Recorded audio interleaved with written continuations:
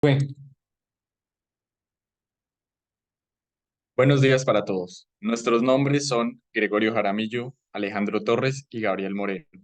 Hacemos parte del curso presencial de Geoestadística en la Escuela de Geología perteneciente a la Facultad de Físico-Químicas de la Universidad Industrial de Santander.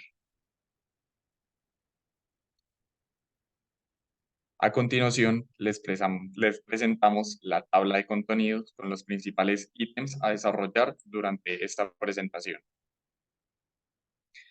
En esta oportunidad vamos a realizar un taller práctico enfocado en la aplicación de librerías en Python para la creación de mallas, modelos 3D y aplicaciones en las geociencias.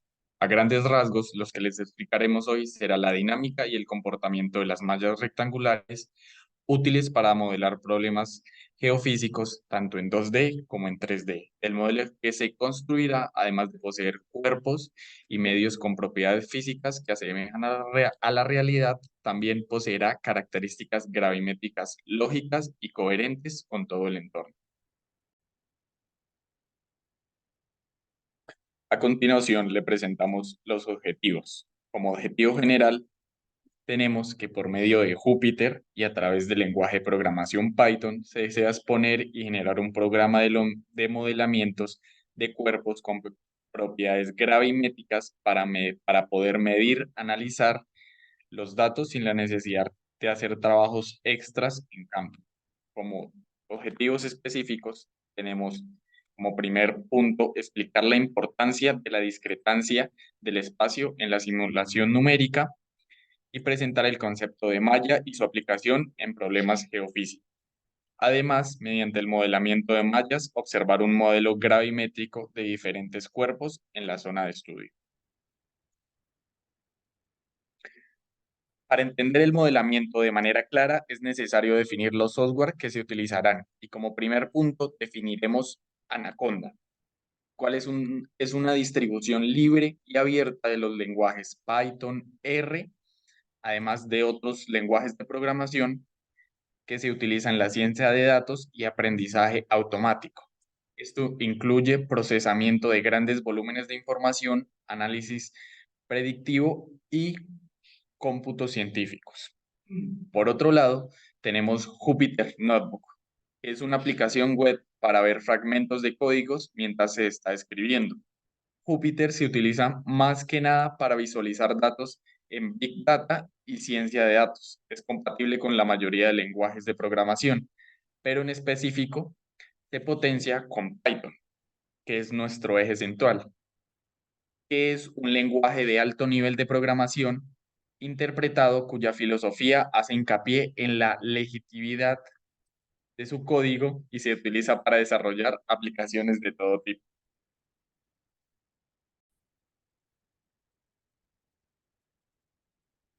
Ahora bien, procedemos con la primera parte de la práctica y es importar librerías. Para este procedimiento vamos a hablar de tres librerías principalmente. Una que es la librería Discretize, se define como un conjunto de funciones, rutinas o módulos que se han prescrito y organizado para que puedan ser utilizados por otros programas. Las bibliotecas son conjuntos de código reutilizable que se crean con el propósito de facilitar tareas comunes o proporcionar funcionalidades específicas. Ahora bien, en el segundo caso tenemos TensorMesh.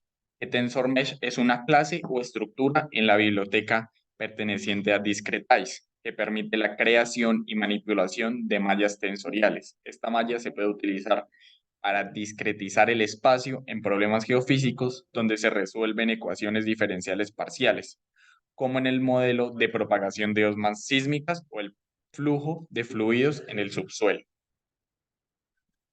Por otro lado, tenemos la librería Matplotlib, que es un modelo dentro de la biblioteca Myplot en Python, que es una biblioteca que nos permite visualizar y crear gráficos de alta calidad para hacer visualizaciones en 2D. El módulo Pyplot es una interfaz orientado a procedimientos que facilita la creación y visualización con un sintaxis simple y directo. además que nos deja configurar ejes, gráficos básicos, personalizarlos, títulos, entre otros. Por otro lado, tenemos NumPy, que es una biblioteca fundamental en Python para realizar operaciones numéricas, especialmente en el ámbito de la computación científica y el análisis de datos. Finalmente, tenemos otras librerías, pero se van a profundizar más adelante dentro de nuestra exposición. Ahora continuamos con la creación de las mallas. Para crear la malla, se inicia declarando el JX y el JY, que representan el número de celdas en las direcciones X y Y respectivamente, como se observan estas dos líneas principales. Luego empezamos con la declaración de LX y LY, que son las longitudes de las celdas en las direcciones X y Y respectivamente. Posterior a esto, declaramos f de X y f de Y, que estas son las listas que contienen las longitudes de las celdas en las direcciones X y Y respectivamente. Estas listas tienen longitudes determinadas por JX y JY, y todas las celdas tendrán las mismas longitudes en cada dirección. Posterior a esto, declaramos X0 y XY, que son las coordenadas del punto de origen de la malla en el espacio. Para este caso utilizaremos -50 y -50 como nuestro eje coordenado. Finalmente, utilizaremos la declaración mesh y utilizaremos tensor mesh, que es una malla con longitudes de celda específicas en las direcciones X y Y, definidas por f de X y f de Y con el punto de origen especificado, que en este caso es -50 y -50. Y finalmente, se está utilizando el método Ploy-Grid de la malla para visualizar la estructura de la malla. En este segundo gráfico encontramos la creación de la malla con las características que ya se declararon y se especificaron en estas líneas de código.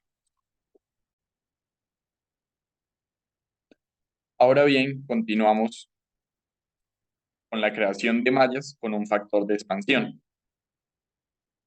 Para esta creación empezamos declarando NSX y NSY, que son los números de celda de las mallas centrados en X y en Y. Luego, de X y de Y es el ancho de las celdas en la coordenada X y en la coordenada Y. NPAD y NPAD X y NPAD Y son los números de celda de relleno en X y en Y.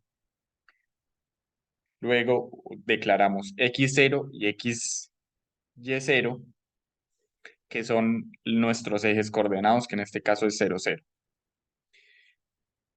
Luego declaramos EXP, que es la tasa de expansión de las celdas de relleno. En este caso, está declarado como 1.25. Esta tasa de expansión es muy importante porque nos ayuda a focalizar en la zona de estudio en la que queramos centrarnos. Finalmente, tenemos las variables HX y HY, que son listas que definen las longitudes de las celdas en las direcciones X y Y. Cada lista tiene 3 elementos que especifican el ancho de la celda, el número de celdas y el factor de expansión.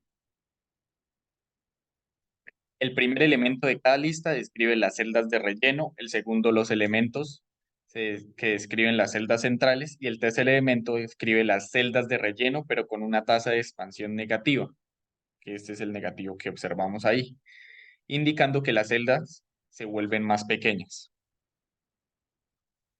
Finalmente, tenemos la clase TensorMesh, que se crea para la malla bidimensional con las especificaciones de h de x y h de y, son las que ya les expliqué anteriormente. Y luego se utiliza el método plotgrid para visualizar la estructura de la malla. Y finalmente observamos en la figura número 6 la malla con las nuevas especificaciones y con la zona de interés que nos concentramos en específico.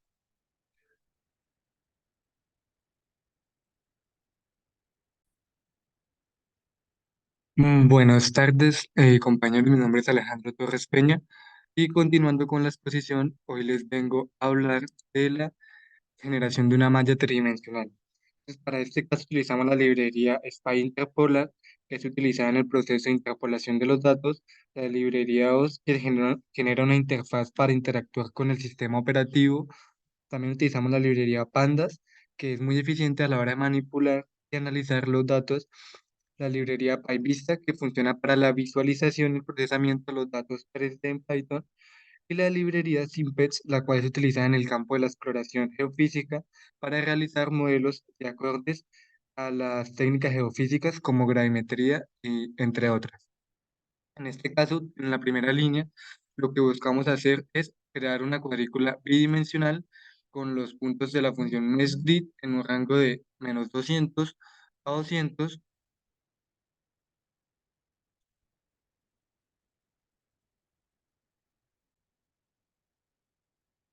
Esto se hace mediante una ecuación vectorial que involucra unas variables x, y, z. Entonces, esto lo que busca es darnos unos valores en las coordenadas x, y, z. En este caso, para z se utilizará una fórmula de NumPy x, que es igual a una matriz exponencial.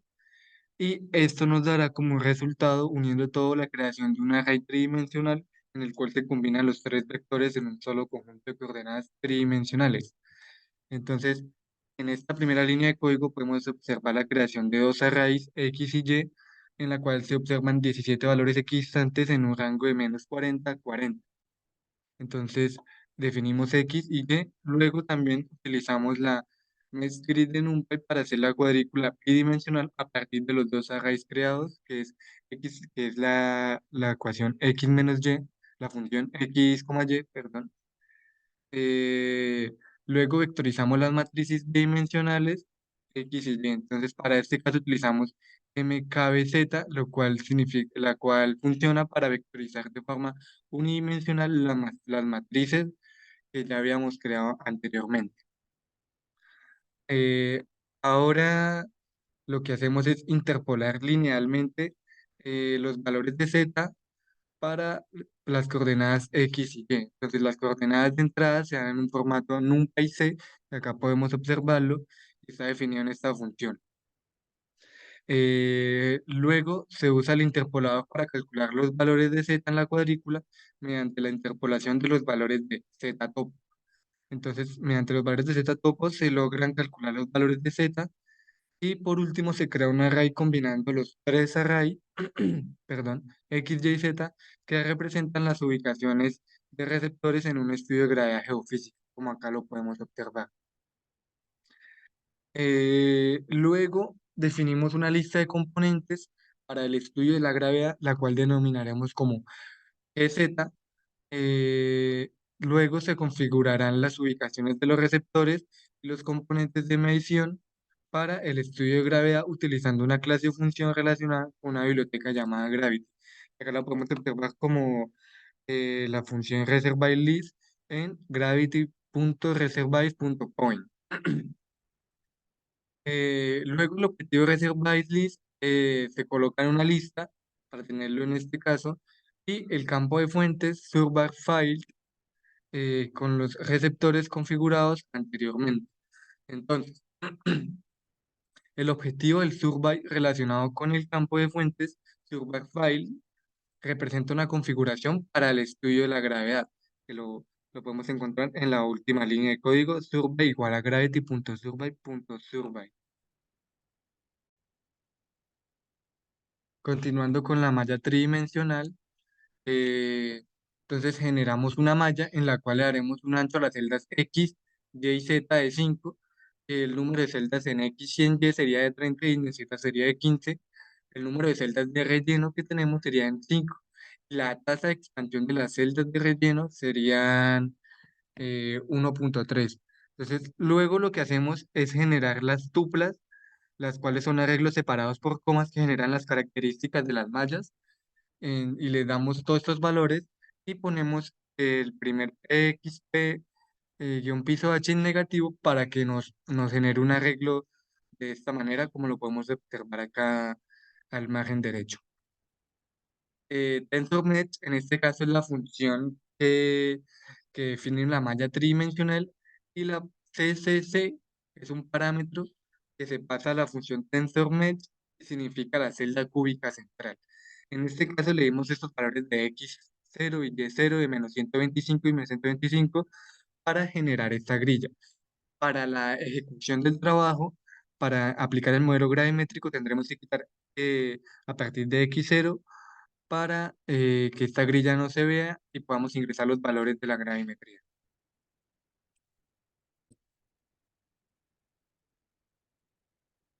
Listo, ahora procedemos con la creación del modelo. Esta se crea a partir de la librería Simpec, importando Discretize.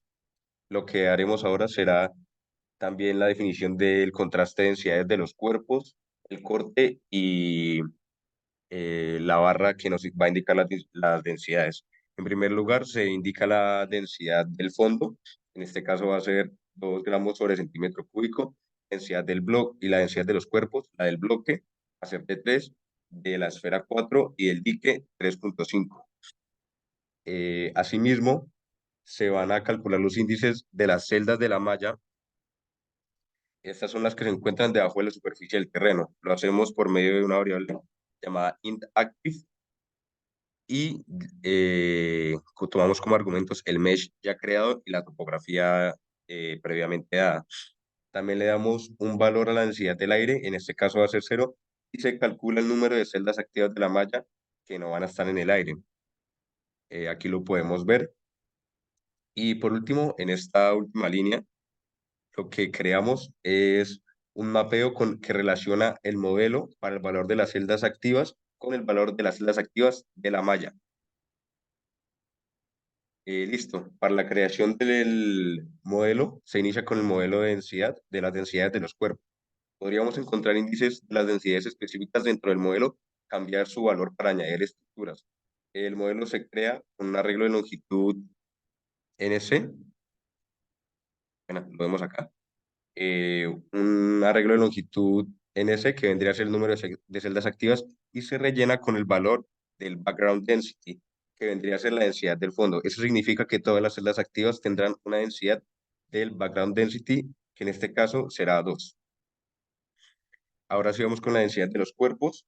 Se generan celdas correspondientes a las estructuras específicas. En esta ocasión se definirán 2 cuerpos eh, y y una esfera que es creada a partir de, de la librería Simpec.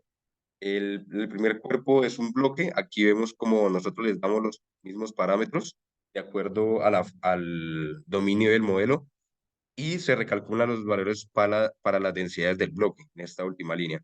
Ahora se dan las especificaciones para los límites generados por nosotros mismos, pero en este caso para el dique, que serían estos límites, y se recalculan los valores de densidad para el dique.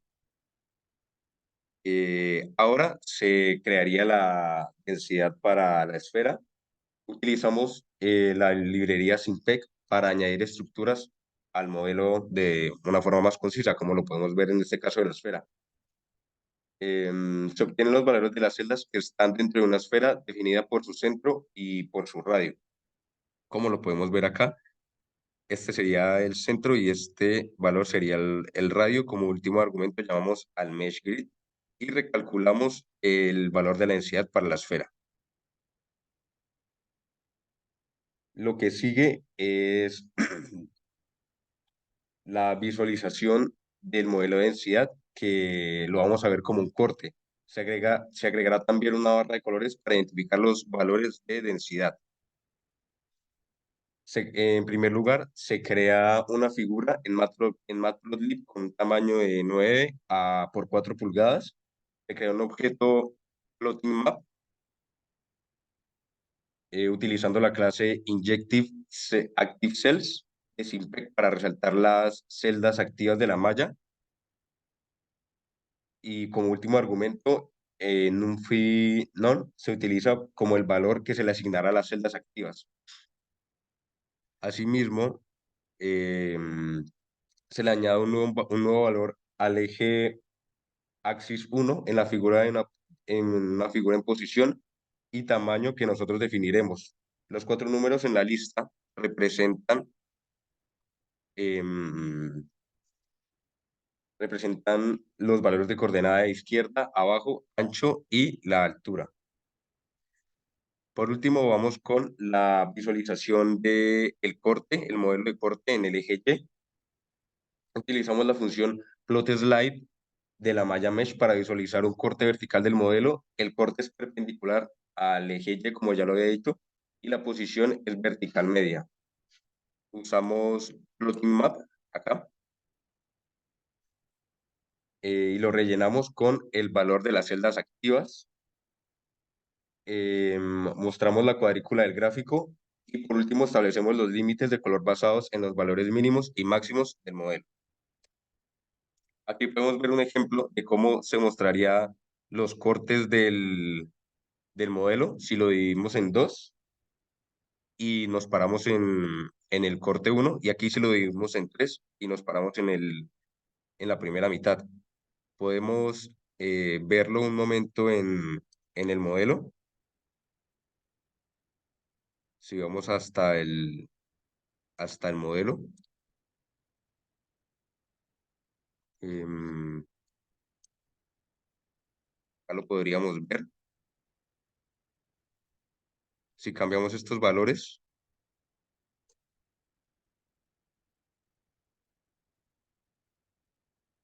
ya lo veríamos distinto.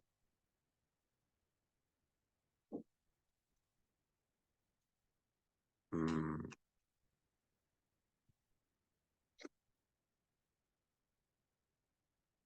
Y por último, lo que veríamos es